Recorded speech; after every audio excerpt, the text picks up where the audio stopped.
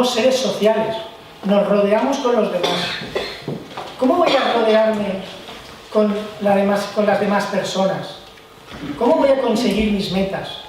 ¿Cómo voy a conseguir un ascenso en el trabajo? ¿Cómo voy a motivar a mis trabajadores si no sé quién soy? Es muy importante para lograr nuestros objetivos, en primer lugar, conocernos a nosotros mismos.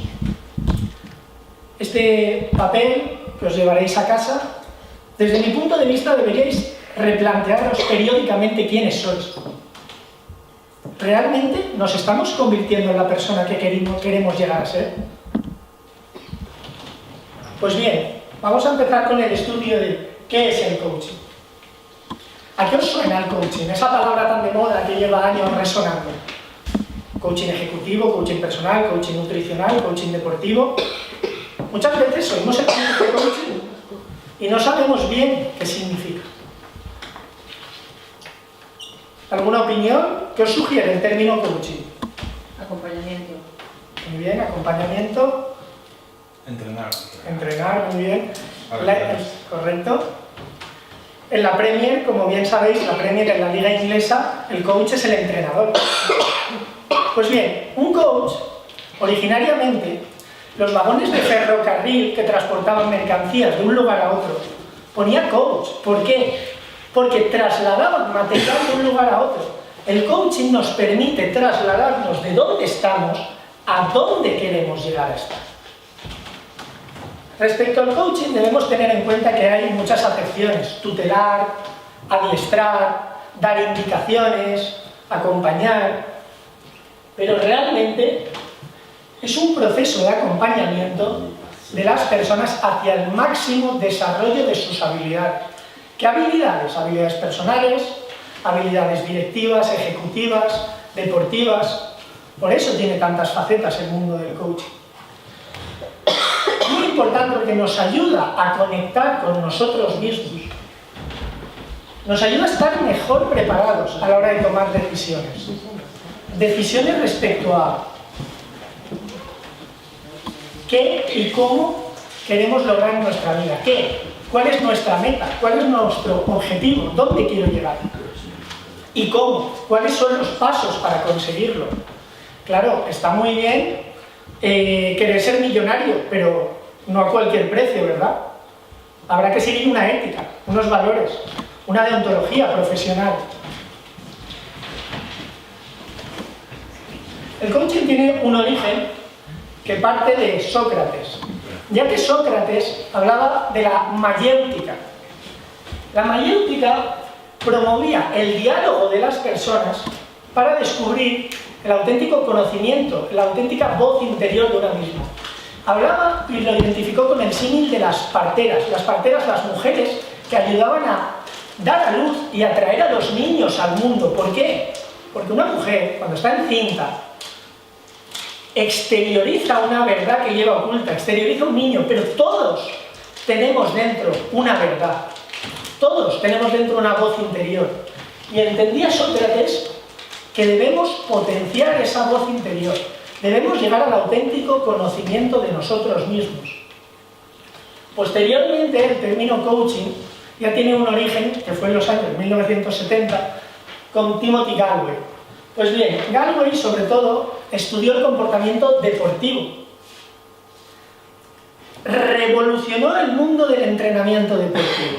Este señor entendía que nuestro principal enemigo no es nuestro rival, no es el equipo contra el que competimos. Nuestro principal enemigo es nuestra propia mente.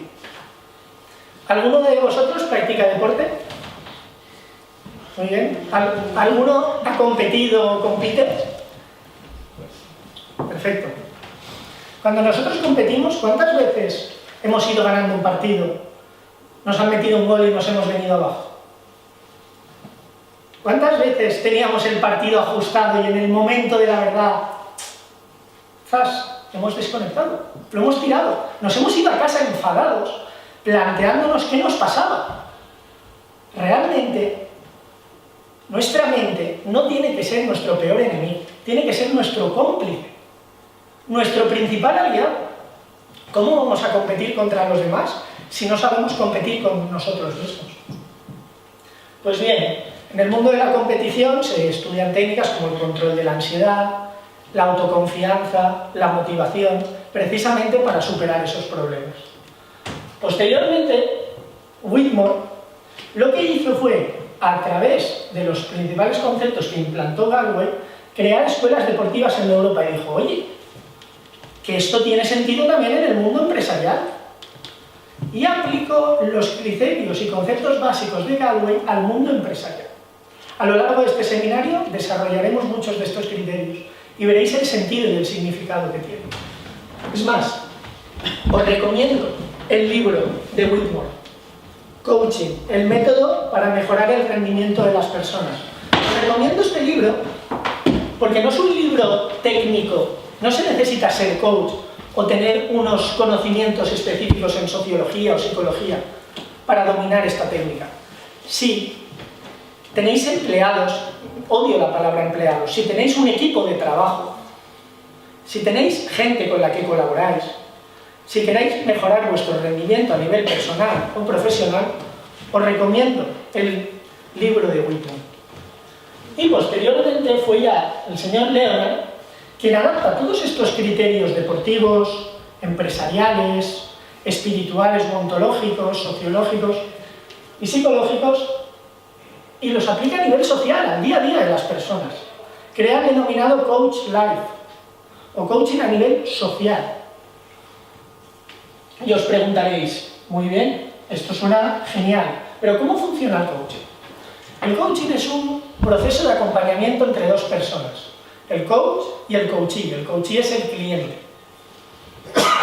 Simplemente se reúnen para potenciar el crecimiento y desarrollo del coachee, es decir, del cliente. Pero el coachee no toma conciencia de los hechos porque el coach le diga esto se hace así, toma el paso 1. No es un consultor un coach. Si tú quieres que tu empresa rinda más, contratas a un consultor y te puede dar las claves para tener mayor productividad. Pero en coaching no funcionamos así. ¿Por qué? Porque trabajamos con una técnica que se denomina espejo. Espejo es que yo no te digo lo que tienes que hacer, sino que tú mismo eres el reflejo de lo que tienes que hacer. Simplemente nosotros acompañamos. Por eso es tan potente el coaching. Porque cuando tú mismo te das cuenta del cambio y de cuáles son las claves, te sientes realizado. No te las están imponiendo ni estás pagando para que te las den. Simplemente acompañas. Habréis oído esa palabra que lleva resonando tanto tiempo, zona de confort.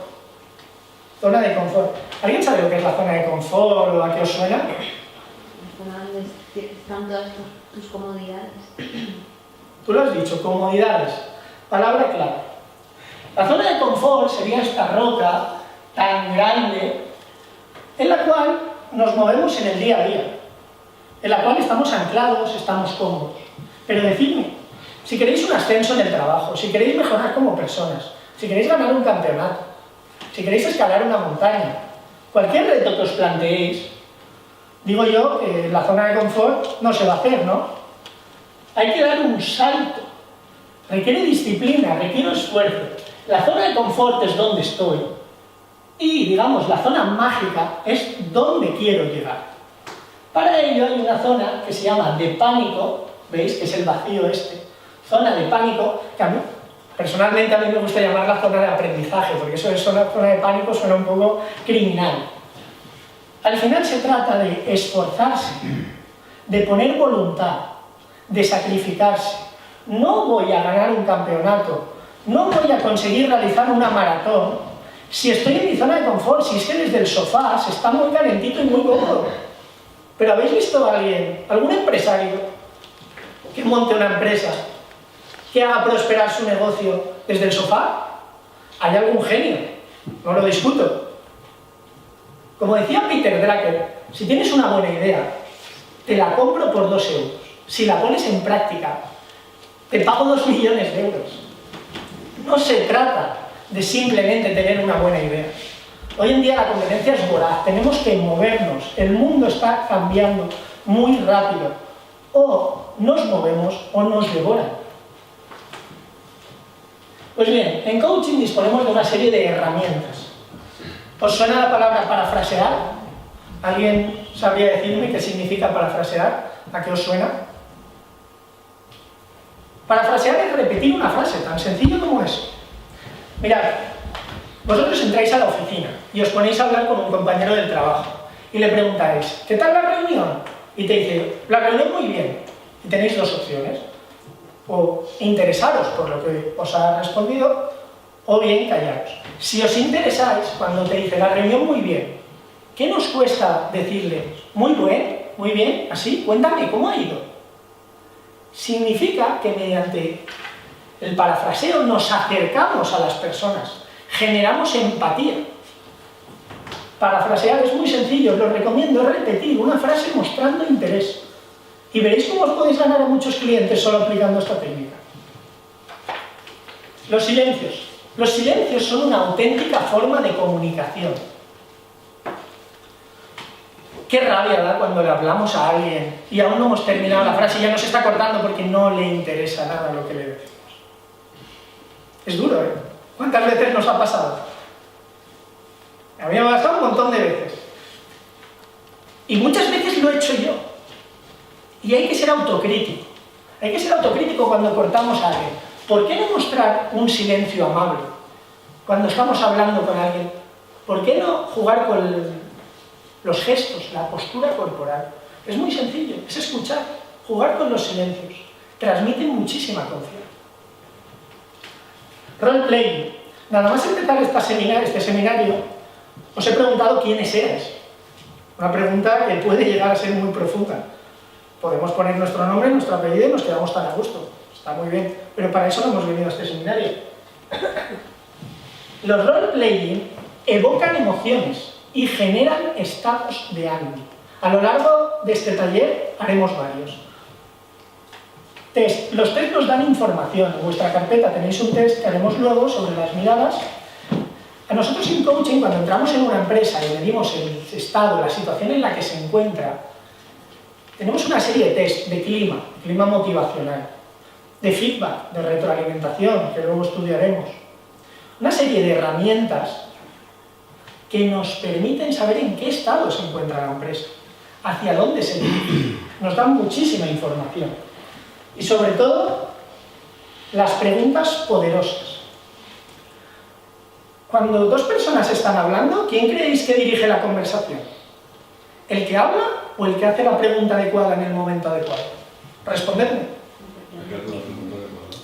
Muchas veces he estado con un cliente, pretendía cerrar algo a nivel comercial, porque estaba en ese apartado, y digo, si es que estaba hablando 3 horas, y me he ido con cara de tonto, que se ha llevado del gato al agua. El que más habla no es el que tiene más razón, ni el que manda, es el que hace las preguntas adecuadas. Pues bien, en coaching jugamos con una serie de preguntas. Os voy a dar un pequeño ejemplo. Preguntamos, entra un trabajador o entra, por ejemplo, un cliente y decimos, ¿cómo te sientes? Y te dice, pues mal. Y le preguntamos, pues, ¿cómo te gustaría sentirte? Y se te queda mirando con cara de gilipollas, con perdón, y te dice, pues bien, si te he dicho que me siento mal, pues me gustaría sentirte bien. Vamos más allá. Imaginad, ¿vale?, que habéis hecho un informe en el trabajo. Y ese informe, el jefe, que a mí me gusta llamarlo líder, os ha echado la bronca. Entonces le preguntas, oye, ¿cómo te sientes? Y te dice, pues mal, porque el jefe me ha dicho que el informe estaba mal, o porque un compañero no sentís apoyados, es que este compañero no me apoya. Entonces le preguntas, ¿y cómo te gustaría sentirte? Y dices, jolín, pues me gustaría que me escucharan, o que el jefe me valorara en mi trabajo. Y la magia viene cuando le hacemos la tercera pregunta. ¿Qué te impide sentirte así? Y el cliente, de repente, abre los ojos. Y dice, uy, ¿cómo que qué me impide sentirme así? Claro, si te sientes mal y quieres sentirte bien, dime tú, ¿qué te impide sentirte así? Es cuando de repente sale una explosión, vuestra voz interior explota y me empezáis a decir, pues es que este compañero de trabajo, y empezamos a echar basura sobre él. Pues es que mi jefe no me escucha y me siento infravalorado. Claro, si es que realmente la respuesta la tenéis vosotros. Simplemente tenéis que coger un papel y un boli y poner por escrito qué queréis cambiar. Por eso en coaching jugamos muchísimo con las preguntas. ¿Para qué sirve el coaching? El coaching desarrolla nuevas formas de ver, analizar y aprovechar oportunidades. ¿Qué tipo de oportunidades? Las que nos permiten crecer a nivel personal y a nivel profesional. Genera cambios positivos en nuestra vida, ¿vale? Hasta aquí todo está muy bien, todo suena ideal, el coaching es magnífico y todo de color de rosa. Pero, ¿para qué sirve el coaching a nivel profesional? ¿Para qué sirve el coaching? Pues bien, el coaching en primer lugar aumenta el rendimiento y la productividad. Las empresas hoy en día no se gastarían miles de euros si no tuvieran un retorno. Al final, en una empresa buscamos un retorno. Si me gasto 10, pues quiero que entre 20. Y si son 100, mejor. Claro, las empresas que aplican coaching saben que el retorno no va a llegar de un día para otro. El retorno en coaching se suele generar a medio y largo plazo, ya que exige un proceso, un proyecto. Cuando contratáis a una empresa para que haga coaching, probablemente os dirá que el proyecto mínimo está a 6 meses visto. Suena muy bien, pero no es tan sencillo cambiar la mentalidad de los trabajadores o destapar todo lo que lleva dentro una empresa durante 20 o 30 años. Claro, requiere generar nuevos hábitos. Pues bien, mejora el clima laboral y el personal está más motivado. Las personas rinden porque quieren, no porque se les ordene.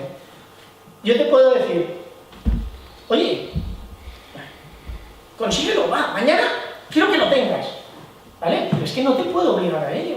Si tú estás motivado, si te gusta, si te apoyo, probablemente sacarás al trabajo menos horas que si te lo ordeno. El coaching genera motivación intrínseca o interna. ¿Conocéis la diferencia entre la motivación interna y la externa? ¿A qué os suena? Motivación interna es cuando hago algo porque me apasiona, porque me nace, porque es un hobby, porque quiero superarme a mí mismo. No obstante, la motivación extrínseca es cuando hago algo por una contingencia, porque me obligan o porque me pagan. Tradicionalmente se ha motivado en las empresas aumentando el salario de los trabajadores. A ver, es una buena motivación, no hay que decir que no, obviamente. Pero hay una tendencia a motivar, además de con factores extrínsecos, con factores intrínsecos. No solo enviando cursos de formación, sino pagando unas vacaciones, invitando un crucero a la familia. Se está cambiando la manera de motivar. Se están haciendo reuniones con nuestros colaboradores preguntándoles qué les apasiona, para luego desde recursos humanos motivar intrínsecamente, no solo con dinero. Además de tener al personal más motivado, las relaciones personales están mejoradas. Cuando tú preguntas algo a alguien, en vez de ordenarle, ¿sabéis lo que estás valorando? Cuando tú preguntas a alguien, estás valorándole tanto a él como su respuesta. Estás fomentando la motivación en la empresa. Pues bien, todo lo contrario son los sistemas autocráticos, los de la vieja escuela, que yo digo. Los de la vieja escuela donde el jefe, me gusta decir líder, llega chillando a la empresa. ¿Creéis que eso motiva? Yo diría que no. ¿Cómo creéis que aumenta el rendimiento? ¿Con la motivación interna o la externa? ¿Qué diríais? Claramente no. Pues las relaciones personales mejoran mucho. Vamos a hacer una breve distinción entre jefe o líder. Últimamente se está cambiando la tendencia. Ya no se utiliza tanto la palabra jefe, se utiliza más la palabra líder. La palabra jefe, desde un punto de vista autocrático, lo que transmite que son órdenes, no confianza. El jefe busca culpables, no soluciones. El jefe tiene empleados, el líder tiene un equipo de trabajo. Son palabras que diréis, uy, son pequeños matices, no. En el día a día, cuando trabajamos con personas, esos matices influyen muchísimo. Es más, el jefe dice, haz esto. El líder dice, hagamos esto juntos. O hagamos esto y si necesitas algo yo te apoyo. ¿Habéis visto la diferencia, ¿no?, entre un jefe y un líder? Al final, todo esto implica o influye en el desarrollo del equipo. Es decir, está muy bien tener a un equipo de trabajo y pagarle un cursito de formación una vez al año e ir presumiendo por ahí. Es que yo motivo muchísimo a mis trabajadores. Mira, me he gastado 300 euros en un curso de trabajo. Muy bien, me parece genial. Realmente no consiste en pagarle un curso de trabajo para sentirte mejor contigo mismo. Realmente se trata de desarrollar el equipo y la manera en la que dirigimos a nuestros colaboradores o bien les ayuda a desarrollarse o bien les limita. Vosotros decidís, ¿queréis ser jefes o queréis ser líderes? Es bastante obvio, ¿no? En definitiva, genera un cambio en la cultura de la empresa, genera un aumento en el aprendizaje. Pues bien, este desarrollo fomenta la cohesión interna, facilita los acuerdos, los consensos entre los colaboradores, entre los empleados, y en definitiva se genera en las empresas un cambio en la cultura, ya que confían en el compromiso y la responsabilidad de sus empleados. Confían realmente en ello y les produce resultados. En definitiva, si tú entras a las 9 de la mañana, a las 8, a las 10, a la hora que os corresponda, motivado a trabajar, decidme, ¿vuestra calidad de vida mejora? Como os digo, puedes obligar a alguien a que corra, pero no podéis obligarle a que corra más rápido. Esto parece imposible. Pues bien, al final las cosas no son imposibles. Nosotros, a veces, pensamos que son imposibles. Pero si tú realmente sabes lo que quieres conseguir, si estás dispuesto a levantarte y a salir de tu zona de confort, puedes conseguir. Pero eso requiere esfuerzo, requiere trabajo, requiere voluntad. ¿Cuántas veces en la vida hemos dicho, es que esto no puedo conseguirlo? O nos hemos venido abajo porque no estamos satisfechos con algún aspecto de nosotros mismos y nos hemos cerrado y hemos dicho, ¿os habéis planteado en vuestra empresa cuáles son los desafíos a los que os enfrentáis? ¿A qué desafíos se enfrenta vuestra empresa? ¿O a qué desafíos os enfrentáis vosotros a nivel personal? Para lograr resolver desafíos, primero tendrás que conocer los valores que sustentan tu empresa. A mí me hace mucha gracia. En Jovenpa conocemos a muchísimos empresarios y te empiezan a hablar de la empresa, de cómo les ha crecido. Y le preguntas, sí, pero ¿cuáles son los valores de tu empresa?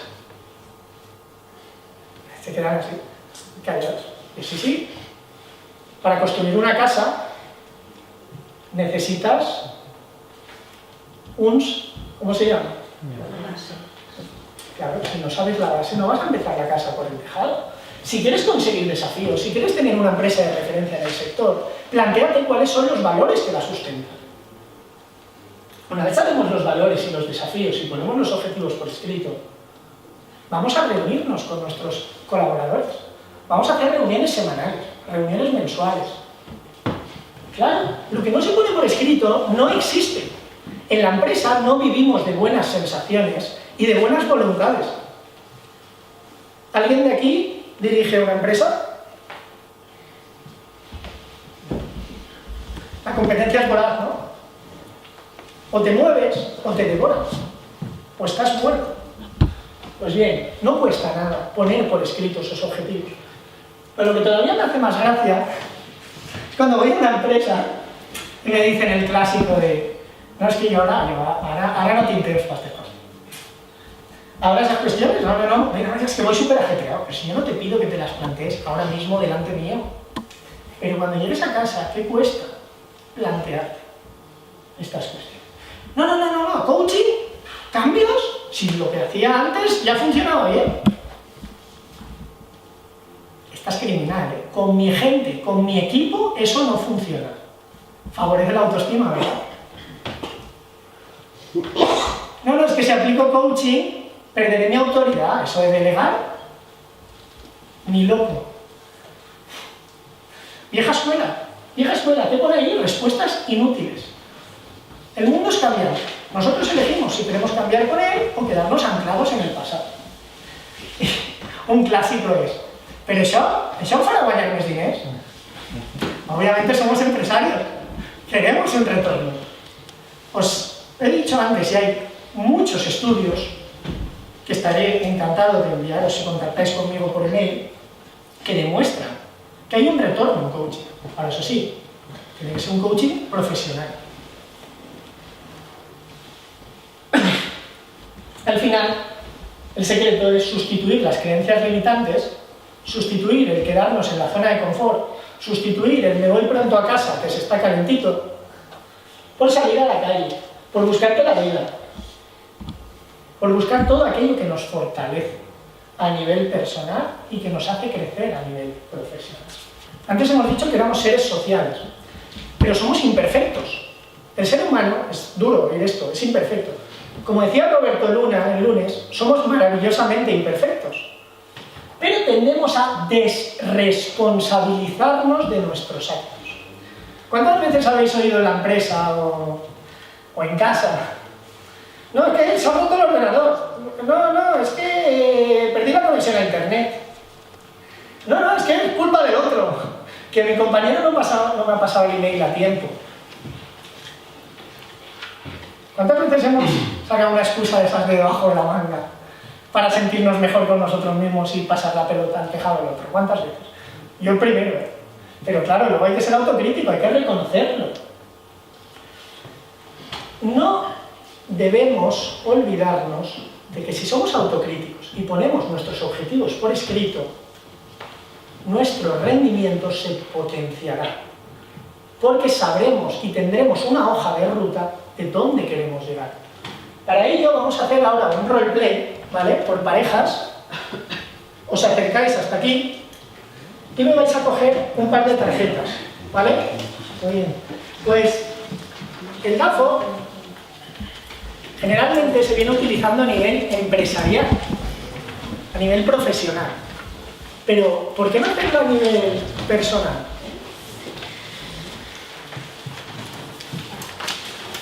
Por un lado tenemos las debilidades y las fortalezas, que son un poco, digamos, el apartado interno. ¿Qué entendemos por debilidades? Defectos, puntos débiles, qué debería mejorar en mi vida, o podemos hacerlo a nivel empresarial, qué debería mejorar en la empresa, qué me impide ser más eficiente. Las fortalezas son todas aquellas capacidades y aptitudes que tenemos que nos permiten crecer, como por ejemplo, ¿qué hago mejor que los demás? Y he metido, porque quiero que lo hagáis a nivel personal, aunque en vuestra casa, si queréis, os recomiendo que lo hagáis también a nivel profesional. Pero he metido una pregunta como, ¿qué me apasiona? Claro, eso es una fortaleza, contra eso no se puede luchar. ¿Qué os motiva más que lo que os apasiona?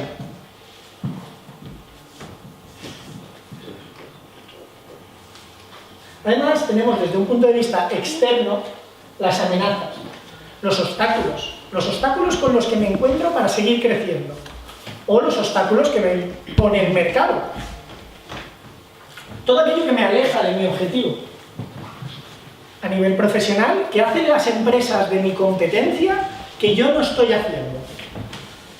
Hemos hablado antes, para los que os acabáis de incorporar, de la zona de confort.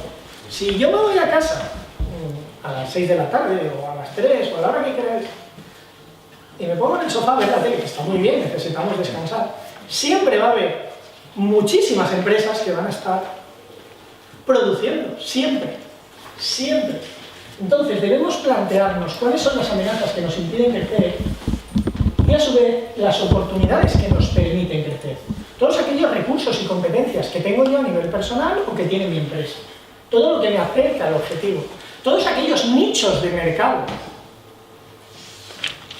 ¿Dónde puedo crecer a nivel personal? Oye, pues si hay una vacante de un puesto que precisamente me interesa, voy a meterme por ahí. O, oye, pero si no hay competencia en este sector, en Javia, o en Valladolid, claro, debemos plantearnos cómo podemos seguir creciendo. Hemos hecho una dinámica en la cual habéis cogido una tarjeta y os habéis hecho preguntas. ¿Por qué? Porque los seres humanos somos seres sociales.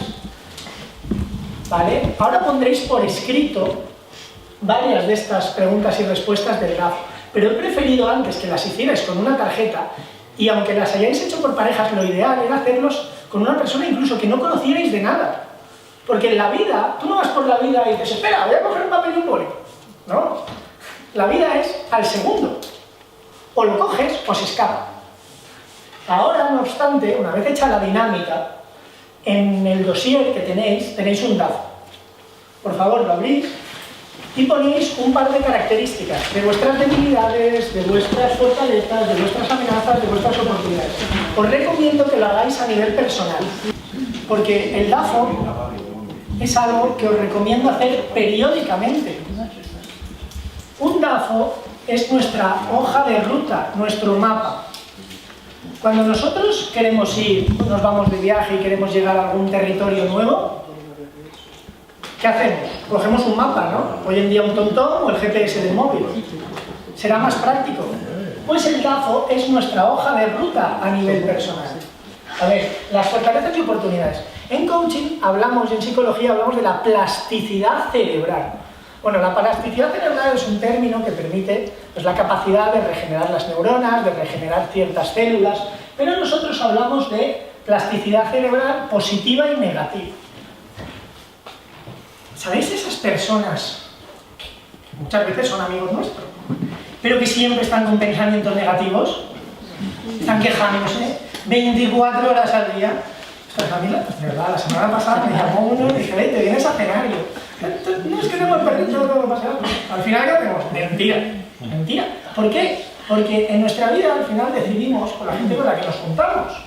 Y si tendemos a juntarnos 24 horas con gente con pensamiento negativo, en nuestro trabajo pensamiento negativo, yo mismo voy absorbiendo ese pensamiento negativo y me voy convirtiendo poco a poco, sin darme cuenta, en una persona negativa. Por eso, como ha dicho la compañera, es FODA. Primero empezamos por las fortalezas y oportunidades. Pues bien, una vez vista la plasticidad cerebral y las fortalezas, oportunidades, amenazas, debilidades, como hemos dicho, es el mapa, nuestra hoja de ruta. Nos permite seguir creciendo.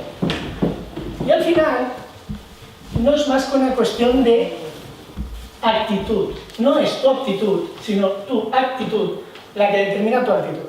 ¿A cuántas personas conocéis con unas aptitudes brillantes que por no salir de la zona de confort, por no dar un pasito, se quedan ahí? Os voy a poner un ejemplo. Bueno, antes han dicho que daba clases también de pádel.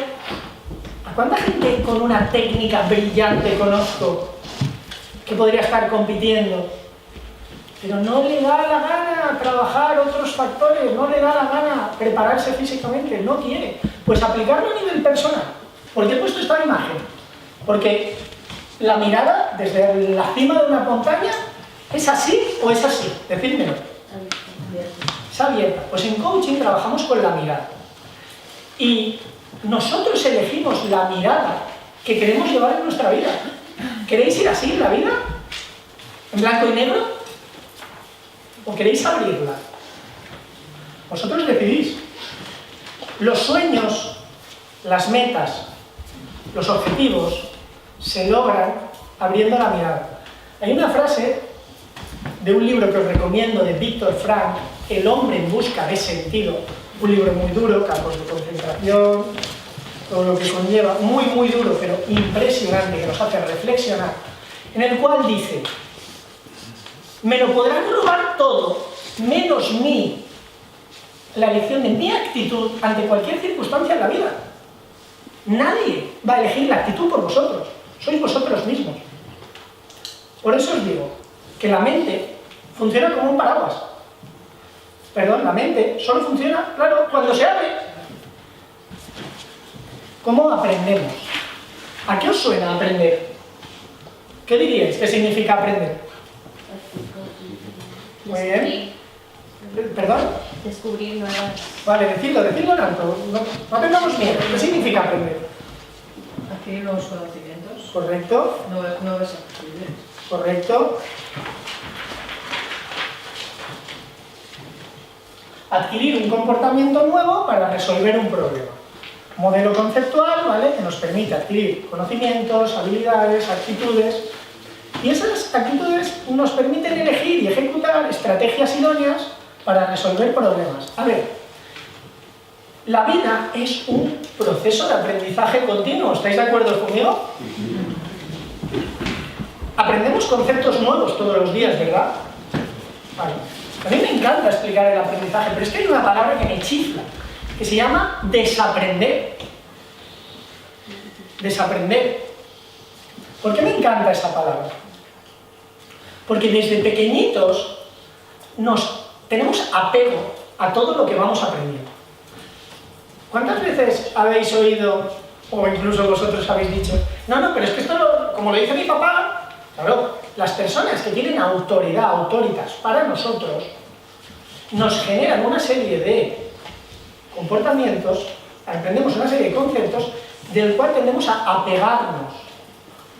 Pero es que no solo lo dice mi papá o mi superamigo Pablo, lo veis con los niños, ¿no? Pero es que lo ha dicho mi superamigo Pablo del cole.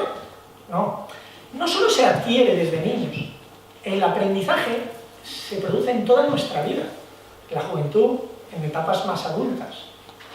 Entonces, ¿qué pasa? Que al adquirir esos comportamientos tendemos a apegarnos, es decir, a generar prejuicios y etiquetas de aquellos conocimientos que vamos adquiriendo.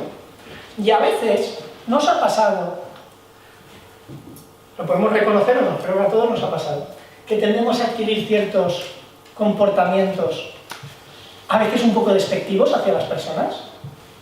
Claro, las etiquetamos. No, con ese no te juntes que... Vale, pues lo conoces. Pero es que viste muy mal. A ver, la vestimenta es subjetiva. O sea, es cada uno que vista como le dé la gana, vive y deja vivir. Pero al final debemos abrir nuestra mente y conseguir desaprender todo aquello que nos aleja de nuestras metas. No vivamos cerrados.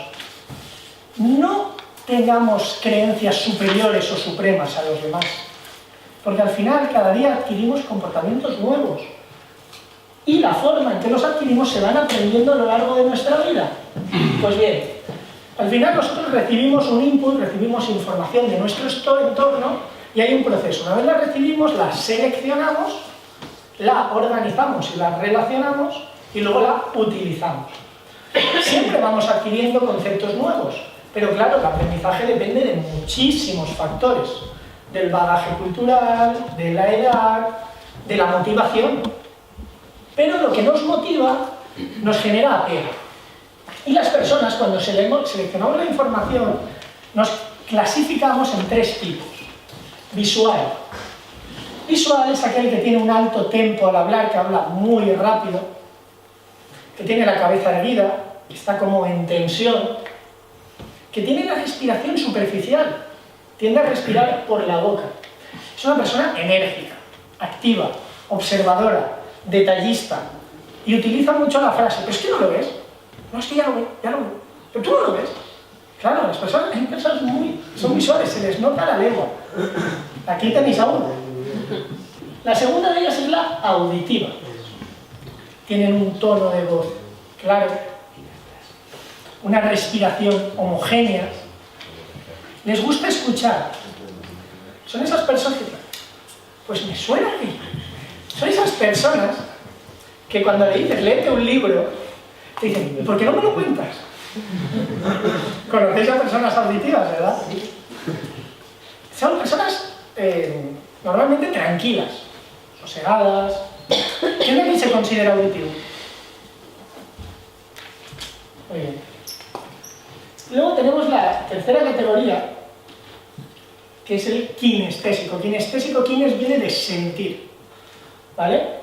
Aunque bueno, kines es movimiento, pero en este sentido nos referimos al tacto, a notar las cosas. Tiene un tono de voz muy profundo, pero la respiración es casi del estómago. Tiene un ritmo pausado. Son esas personas que te dicen, pa, te voy a dar un abrazo, que lo sienten todo, que de repente se nubla y se vienen abajo y se quieren ir a casa, y sale el sol y de repente se vienen arriba. Dicen, qué día más maravilloso, vamos a disfrutar el día. son muy viscerales. Además, el aprendizaje, hay muchas teorías. Yo os he hecho un esquema para clarificar, pero por ejemplo, para la PNL, programación neurolingüística, todo es visual, auditivo, kinestésico. El siguiente canal que os voy a dar, o el final, para ellos no existe, todo depende de esto. Bueno, después de recibir la información y seleccionarla, la organizamos y relacionamos en dos hemisferios que tiene nuestra cabeza, el izquierdo y el derecho. El izquierdo es el que aprende desde el observar y el razonar. Es lógico, lineal, metódico y sistemático. No obstante, el derecho es emocional, impetuoso, desde ese punto de vista más sensible, sentimental, personas muy artísticas, porque comprende las cosas desde el hacer y desde el sentir. Que levanten la mano los que crean que asimilan la información más con el hemisferio izquierdo. ¿Con el hemisferio derecho? Muy bien. Ya os digo que no es definitivo, pero los estudios nos revelan que la información se asimila de esta manera. Pero es que después tenemos que utilizar esa información. Pues bien, tendemos a ser círculo. Círculo es esa persona creativa, muy emocional, muy viva, muy flexible, se acomoda, le gusta aprender. Pero su pregunta favorita es el por qué. Son a veces como niños, no lo digo en el sentido peyorativo. ¿Y por qué esto es así? ¿Y por qué no hacemos esto? Son muy vivos, muy emocionales, muy sociales. Muchos profesores son círculos, comprenden muy bien a los demás. Después tenemos, en el lado contrapuesto, cuadrado. Es analítico, lógico, ordenado, metódico, estudioso, racional. Y su pregunta favorita es ¿qué? Como ejemplo podemos poner un matemático. Por otro lado, tenemos el triángulo. Es práctico. Son esas personas que le estás contando un problema, le estás hablando y dices, sí, pero date prisa, ¿cómo se soluciona esto? Van orientados al resultado. Oye, tener en la empresa triángulos es estupendo, porque si no, no sale el trabajo, ¿eh? Claro, lo que quieren es resultados. Un ingeniero puede ser un triángulo, pero eso no quita que también tengamos de los otros también. Simplemente como son estilos de aprendizaje, maneras de clasificación. La estrella es, como veis, muy emocional. Relaciona mucho su entorno, relaciona contenidos. Es observador, se fija en detalles, es muy intuitivo. ¿Sabéis cuál es la pregunta de la estrella? ¿Y qué pasaría si? Muchas estrellas han cambiado el mundo con el ¿y qué pasaría si? Ahora, en contra, el estrella no es tan finalizador. Le gusta emprender proyectos, le gusta crear. Es muy intuitivo. Me gusta incluir dentro del apartado de aprendizaje la empatía.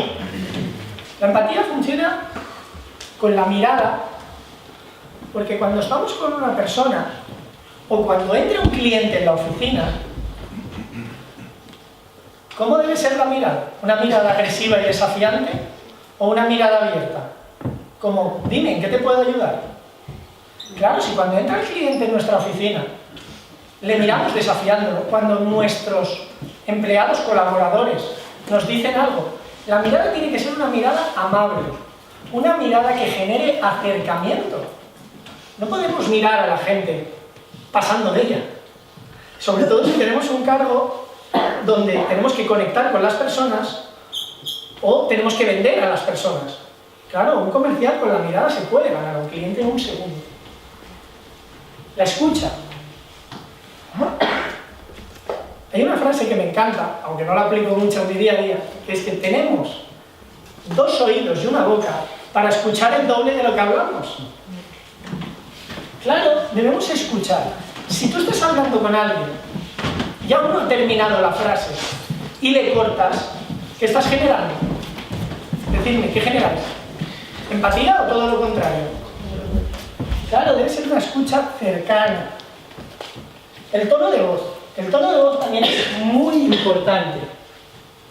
Cuando un cliente os habla con un tempo muy lento, no podemos ir a contestarle a esta velocidad porque el cliente se va a otro lado. Claro, tenemos que acompasar el tempo con el cliente. Si os habla con un tempo muy rápido, no la aburráis, no le durmáis. Claro, tenéis que jugar con los tempos, con las palabras. Si os están hablando con un lenguaje vulgar, coloquial, de calle, no vayáis de la RAE, no vayáis con un lenguaje muy técnico, porque probablemente no conectéis con el cliente y se vaya. Y viceversa, si entran recomendados a vuestra empresa y os están hablando con un lenguaje técnico, un lenguaje formal, y la habláis con lenguaje vulgar, hasta luego cliente. Claro, hay que saber jugar con la empatía. Al final y al cabo, como habéis dicho, es crear sintonía, ponerte en el lugar del otro y crear sintonía. Pero también juegan los gestos y la postura corporal, muy importante. Decidme, ¿qué transmite esta postura ahora mismo? ¿Qué veis? Aquí, decidme, ¿qué veis? ¿Genera acercamiento o distanciamiento? Total. Y si tú me cuentas algo y yo me pongo así.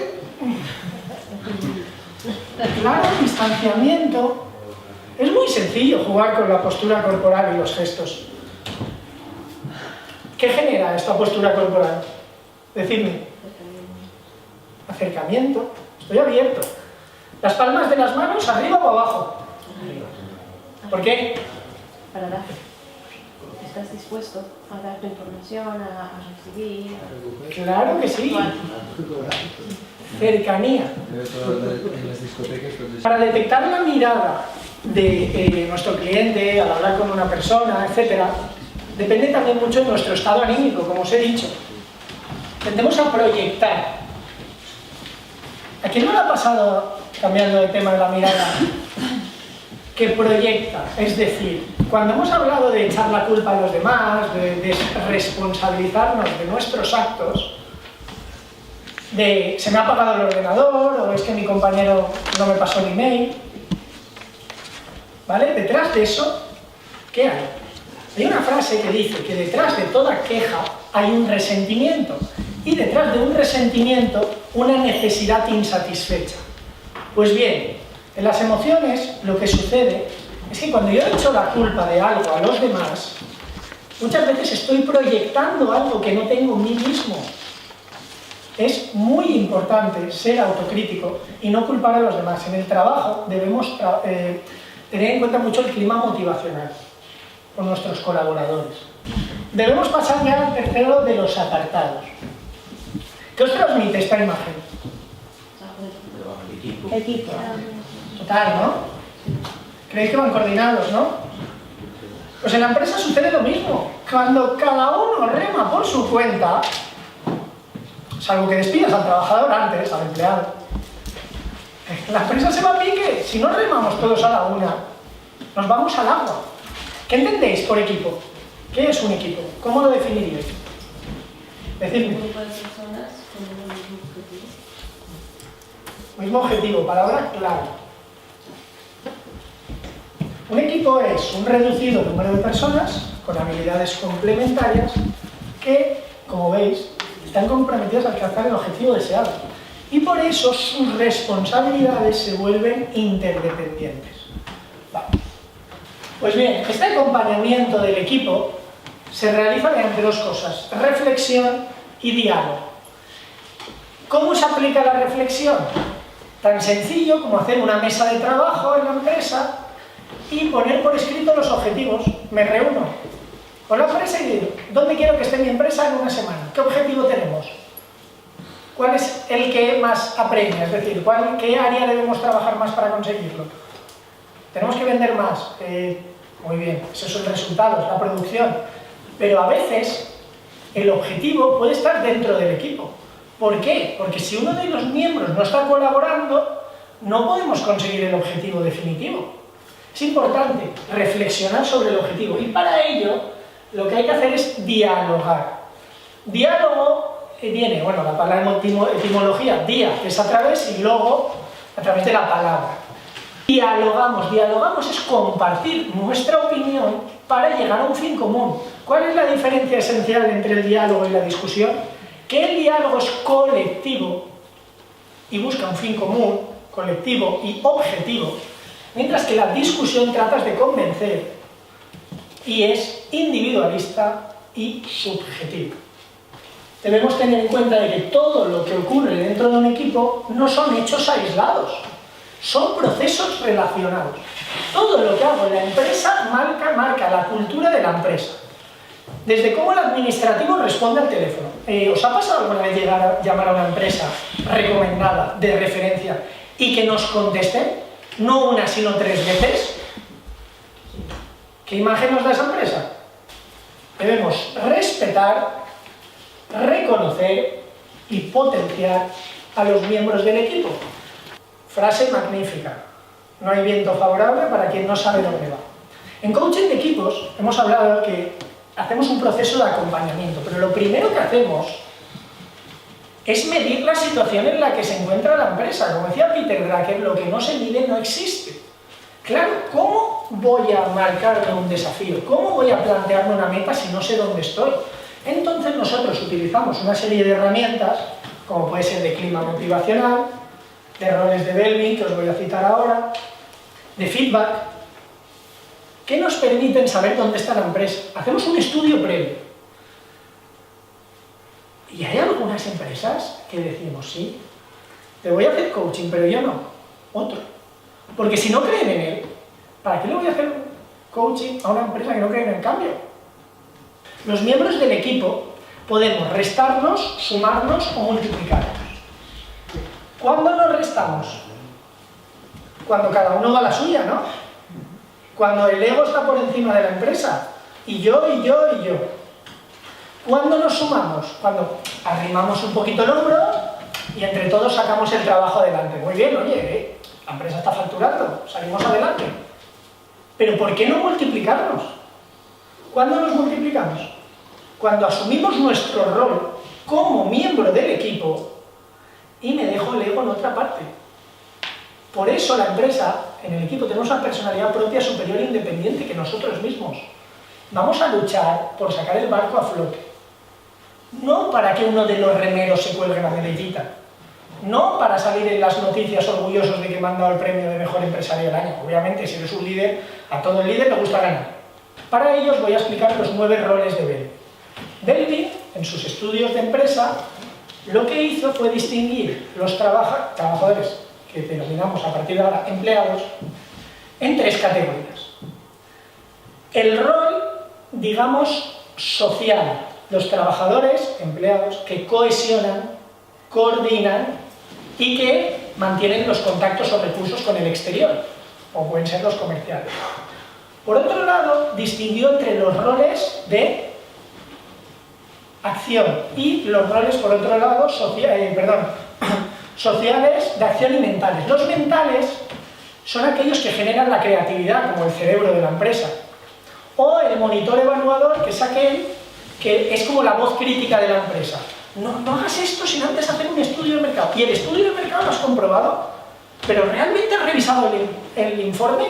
¿Pero realmente ese informe está seguro? O sea, esa persona que lo revisa todo, que es como la voz crítica de la empresa, es muy importante. No podemos hacer las cosas, enviar un email y ya está sin pensarlo, ¿vale? Porque luego tiene consecuencias. Pues la tercera parte de los roles son, digamos, la tercera categoría, los de acción. Los de acción son aquellos que sacan la tarea y los que hacen o permiten que esté finalizada en plazo con la calidad oportuna. Vale, dentro de los sociales tenemos la figura, porque igual los identificáis, ¿vale? Os los voy a decir. La del coordinador. El coordinador, como su propio nombre indica, es el que coordina a los miembros del grupo, una persona muy segura, muy firme, que toma decisiones y evita el conflicto. Luego tenemos al cohesionador, que es, digamos, el mediador. Esa persona muy diplomática, que si enseguida entre dos hay pique en la empresa, ven conmigo, ¿sabes? Evita el confrontamiento, o lo sabe gestionar bien, más que lo evita. Y en tercer lugar tenemos el investigador de recursos. Es esa persona empática, ese comercial nato que contacta con el exterior, que se encarga de proveedores.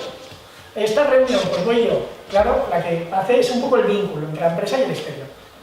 Por otro lado, dentro de los roles mentales tenemos el cerebro. El cerebro es pura creatividad.